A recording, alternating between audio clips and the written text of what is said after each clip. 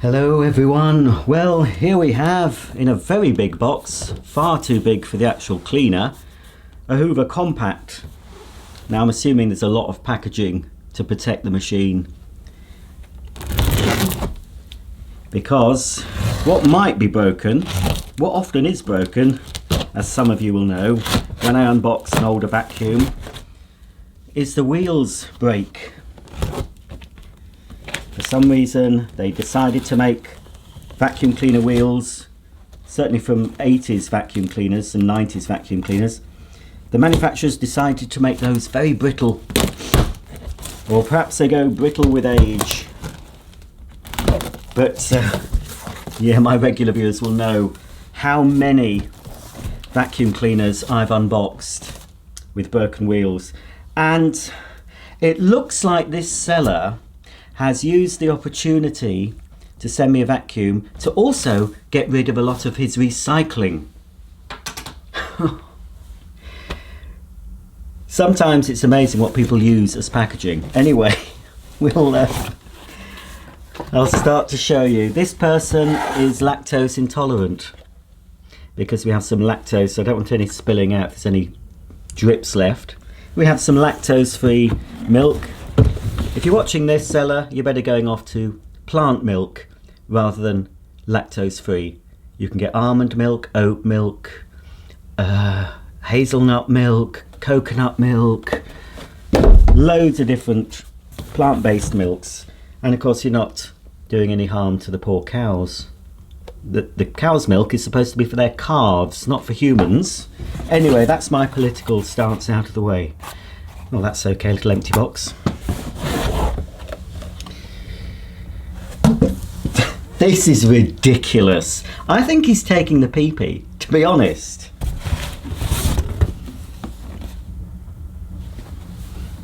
Well, I should have opened this yesterday before my recycling was collected.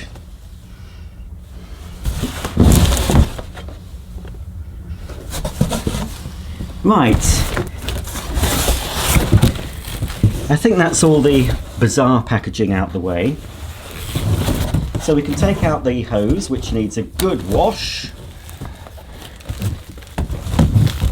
Got a box here as well. And we'll open it up. So this will be the pistol grip.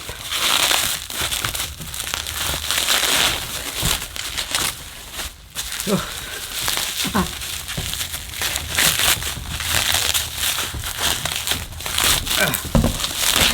Right, here is, it's had something spilt on it. It doesn't look like it's going to be easy to remove. Here's the pistol grip, I think that's what Hoover called it, hand grip, with the suction relief valve there and the little button to release the wand or the accessory. And here's the end. This would fit, well, this fits most compact cleaners. It would fit the Hoover Galaxy as well.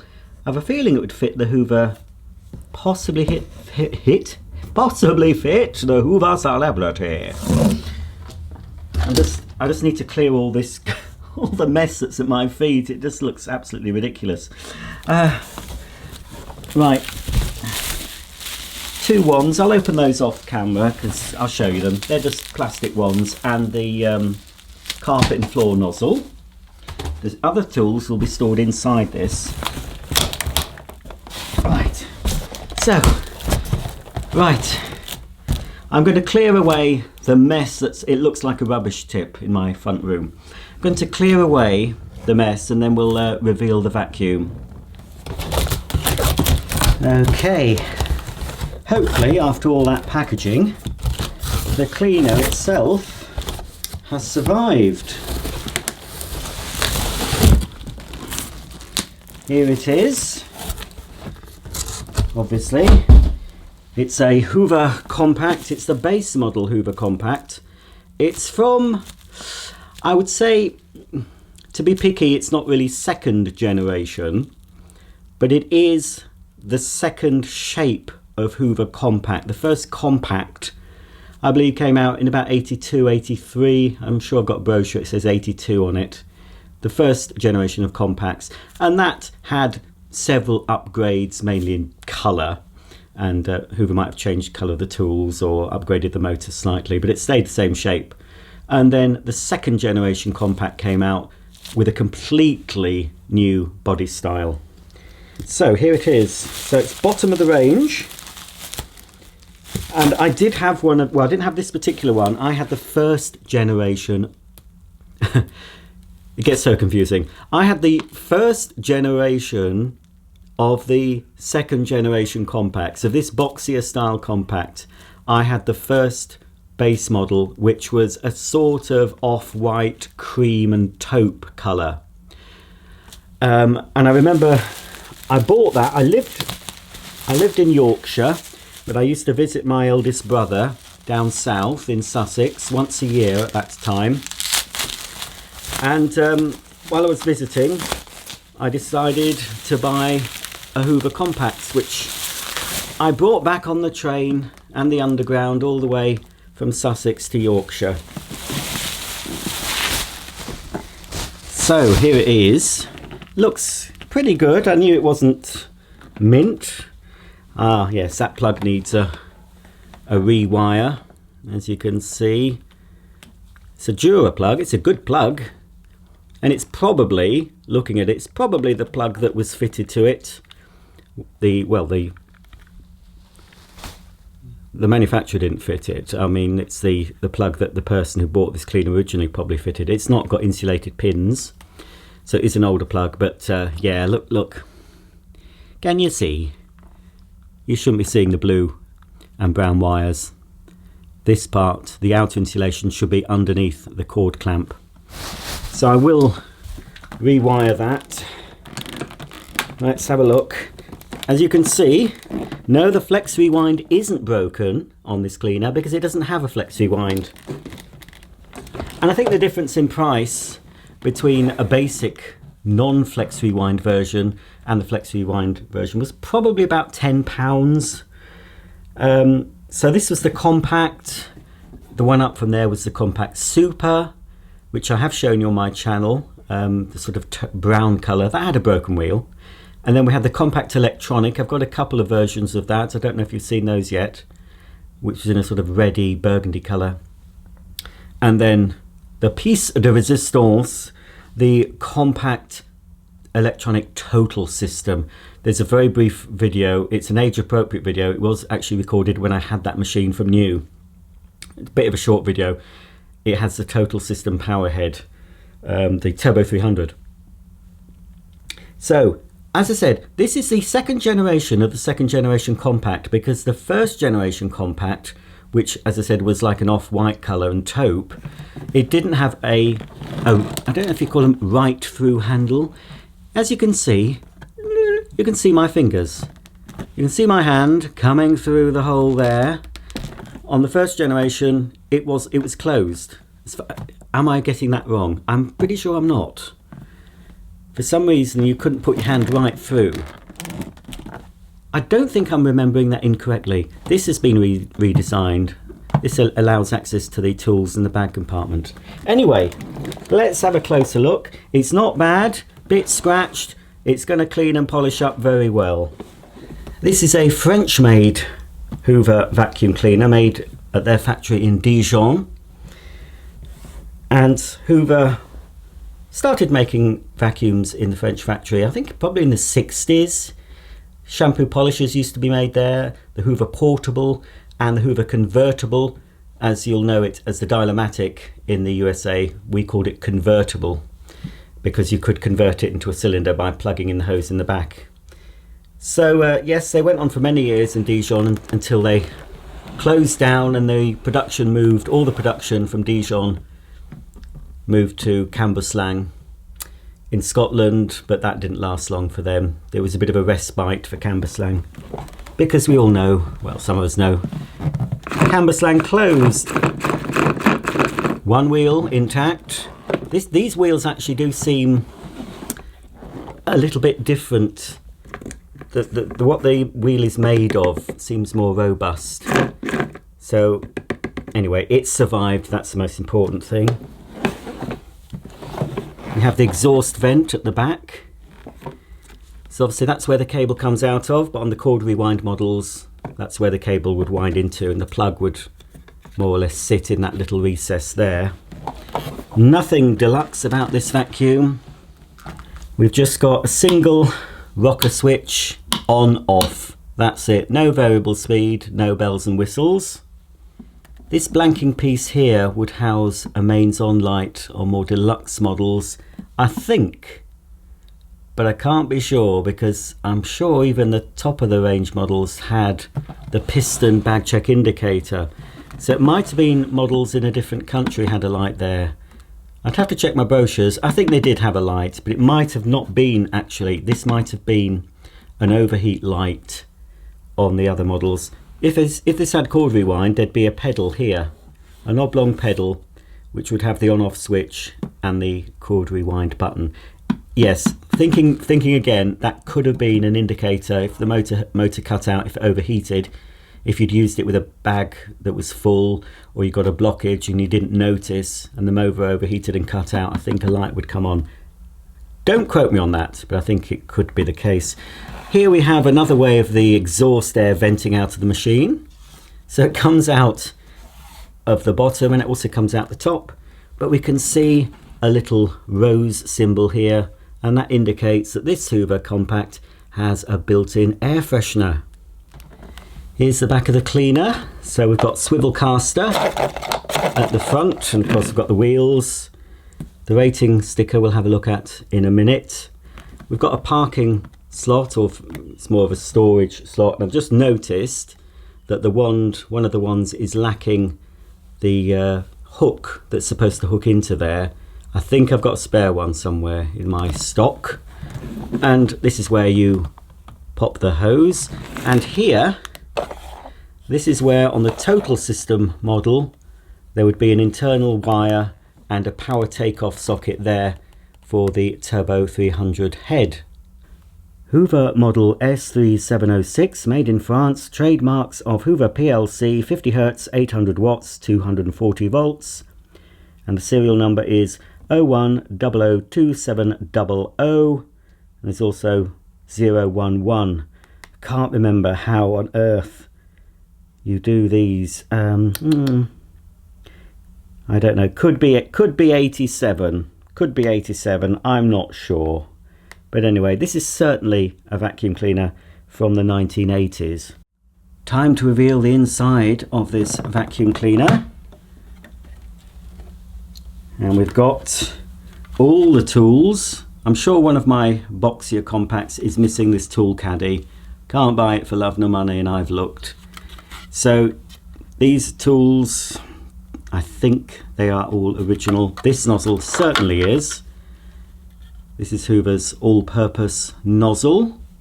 I think that nozzle first came out with the original compacts and Sensortronics, that design. They designed it differently to the original one, so it would fit in a tool caddy. Then we've got the dusting brush. Not too bad. And the crevice tool. Crevice tools tend to get used the most in a cylinder vacuum. We've got some spare bags. I absolutely have loads and loads of compact bags. I think that was in my Lake District haul video, if you remember that. I had lots of those. So, genuine compact bags. And here we have a bag fitted with the bag slide. And there is the older style compact. I think I've only featured one. Oh no, possibly two older style compacts. Or maybe three. I've got one called Sprint, which was based on the compact as well. I can't remember what I've uploaded. I know I've got a few actually of the older style, but you've not seen them all yet. So that's the first gen. Completely different style when they upgraded the compacts. And we have the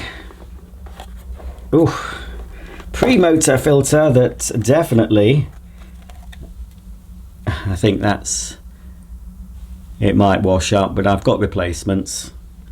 That's all the filtration on this cleaner, the bag, and then that. Back in the 80s, people weren't so concerned with the air coming out of their vacuum. Don't forget, for many years people would use a cloth bag vacuum, and that was all the filter, just the cloth bag that you had to shake out. So it's the olden days version of a bagless vacuum. So this is Hoover's twin skinned bag. So you've got this extra layer of filtration, which is another paper layer. But this, you know, the Hoover Juniors and Seniors would have just had a single layer of paper like that. They never went on for the dual layer bags. Us collectors have to sort of improvise if we want to increase the filtration on our older Hoover cleaners. We have to find a modern bag and try and get it to fit. And you can do that quite successfully with many newer bags. Just helps upgrade the filtration. Well, it's not too bad in there. It's probably been wiped out a bit. And the bag, pretty simple fitting. There's just a little clip there. And you just locate the bag at the bottom and then push it forward until it clips in place. You could use this machine without a bag in. There's nothing, as far as I know, there's nothing to stop you closing. Yeah, there we go. You can close it, so no fail-safe doubly on that. There was on the Sensortronics. Now this is where the air freshener goes. If you can just see just where my thumb is, that's where you'd slot in the round Hoover air freshener, first shown on the Hoover Turbo Power Generation 1 cleaners, and still the best smelling air fresheners for a vacuum cleaner I've ever smelled, and the longest lasting as well. They did 4 fragrances. Some of you say no they didn't, they did 3. No, they did 4. Spring Bouquet, Orchard Blossom, Summer Meadow, and the very, very rare Tobacco Clear fragrance for smokers, which I have a few of those. It's an unusual smell, but they all smell nice. I think my favourite was the Orchard Blossom, and that was the one that was most supplied with the cleaner. So this would have had an air freshener with the cleaner, with the instruction book. And there is an exhaust diffuser there. That's where the exhaust air comes out of. That diffuser will be perishing now. It might start spewing out when I turn the cleaner on. When I open this up, that will need replacing with something newer. But all in all, yeah, it's a bit scratched up. Looks very nice in my viewfinder, but yeah, there are scratches on this cleaner. So I'm going to switch on, and I'm going. Oh, I can never remember which is on and which is off. I think, oh, I don't know. I think that's off. We'll soon find out when I plug in this Hoover Compact. I'm going to risk the dodgy plug. I'll just have to make sure to rewire. Okay.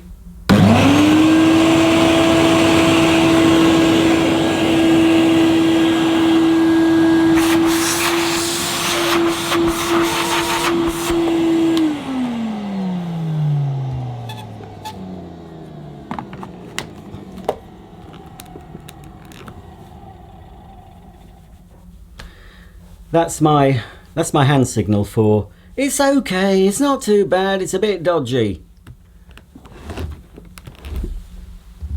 So if you ever see me on a blind date, which is unusual, and I go like that to you, you know what that means. I don't know if it picks up on camera. Like that. It's got its pluses and it's got its minuses. Everything in life has pluses and minuses normally. Yeah, it sounds okay-ish. It doesn't sound... It doesn't sound rough.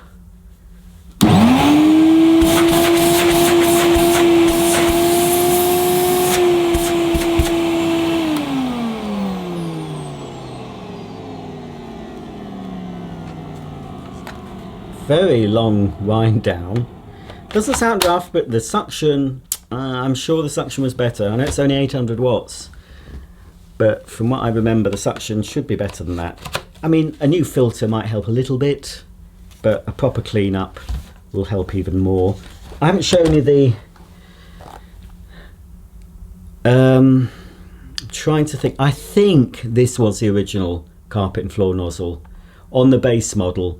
On the models up from this, they had the contour head. The Super and the Electronic had the Hoover contour nozzle. And of course the total system had the Turbo 300 head and possibly also came with a contour nozzle. First generation compacts, the green first generation, had a very basic nozzle similar to the one supplied with the Hoover Porter Power and Celebrity. This one, I do have a genuine new one of these if I needed to, but I think a bit of sort of polish and I'll make that look, it looks a bit grey, it'll go blacker when I put some proper polish on it.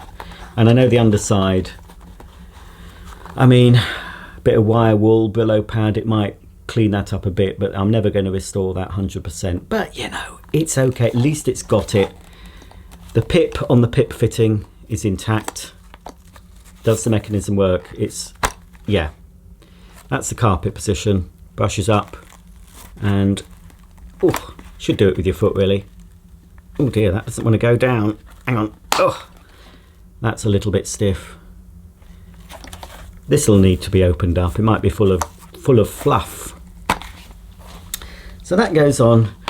And another thing, originally I think the Compact Super still had plastic tubes, and then when you went to the electronic you got the metal tubes. So I'll give this a little bit of a push on my plush pile, and that'll be the end of the video. It's all you'll see of this cleaner for now.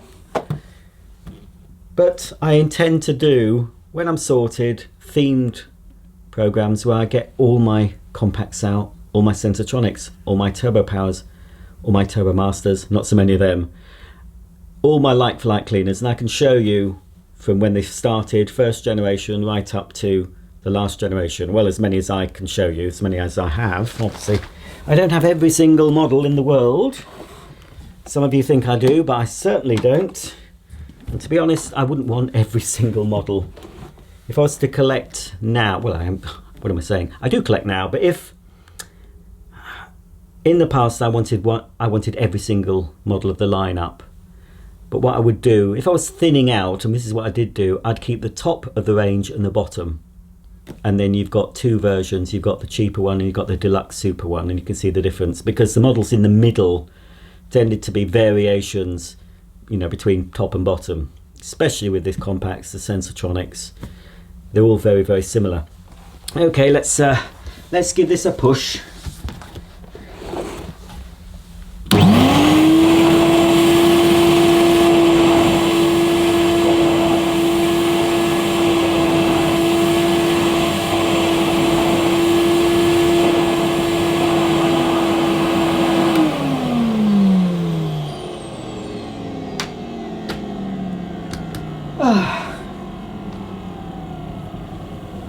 Come on. Thank you. Yeah. Well, it was relatively easy to push, but there wasn't much suction power. I'm not sure where. I'll have to check out my instruction books. I'm not sure where Hoover suggested you wrap the cable, because there is nothing really to wrap the cable around on these. But like I said, I don't know how many of the base models actually sold.